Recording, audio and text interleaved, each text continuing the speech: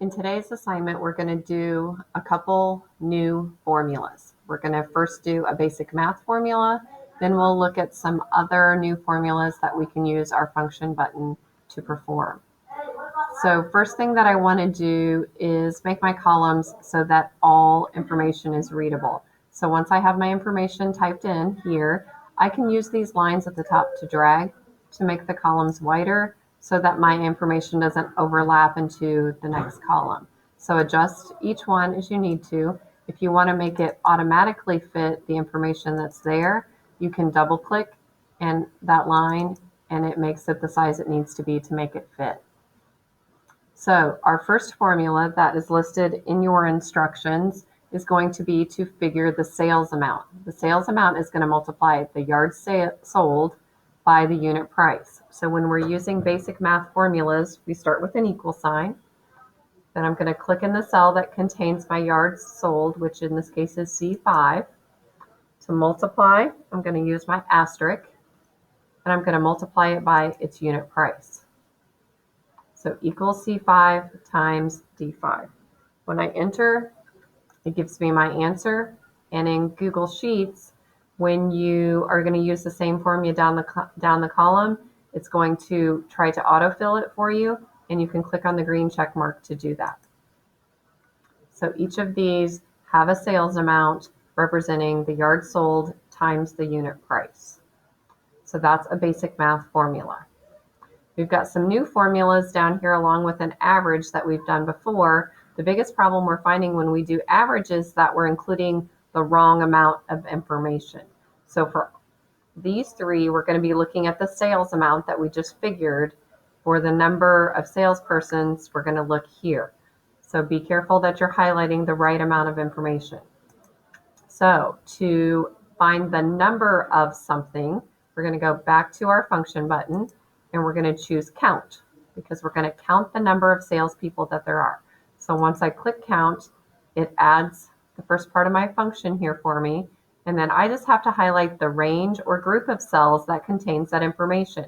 So I'm looking for salespersons. So I'm going to click and drag and highlight A5 down to A11.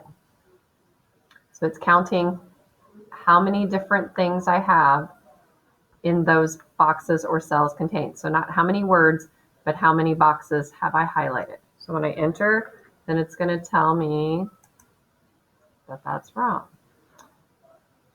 because I think it should be count A.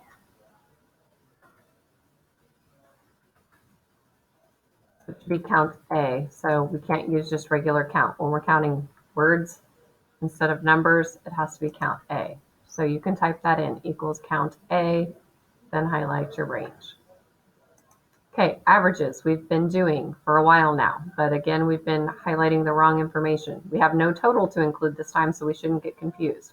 So average sales amount, I'm going to go to my function button, choose average, and I'm looking for sales amount. So that information is over here in column E. So I'm going to highlight E5 down to E11.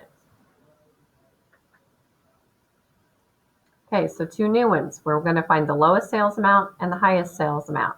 So our lowest, we're going back to our function button, min or minimum is our lowest sales amount. So I'm going to choose min.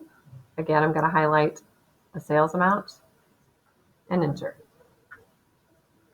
Lastly, we're looking for the highest sales amount.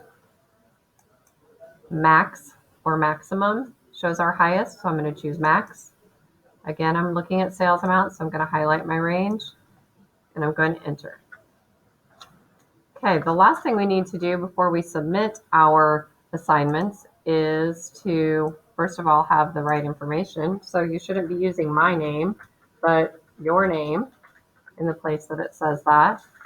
And on your instructions, it's also telling you to format. So format is changing the appearance. So it says format all money amounts for currency, but don't include yards sold. This is not a money amount. This is a money amount, unit price and sales amount. So I'm going to my formats button and I'm going to choose currency. And because those formulas were automatically included, use these cells to find that, it automatically changed those for me. Okay, the other formatting we need to do is we want to make our yard sold 2 decimal places. So I'm going to highlight that, and I'm going to increase my decimal places to where they each have 2. So once your spreadsheet is complete, then you're just going to turn it in Classroom. Make sure each column is readable. Make sure you've formatted everything and used the formulas correctly. Looking at my video and just typing the numbers in loses you points. There should be formulas in column E and down here in column B. So count A is your count formula, not just regular count. So I told you the wrong thing in the beginning. So it's count A when we're talking about text. If we were counting numbers, then it would just be count, but count A to find the number of salespeople. And we have average, min, and max.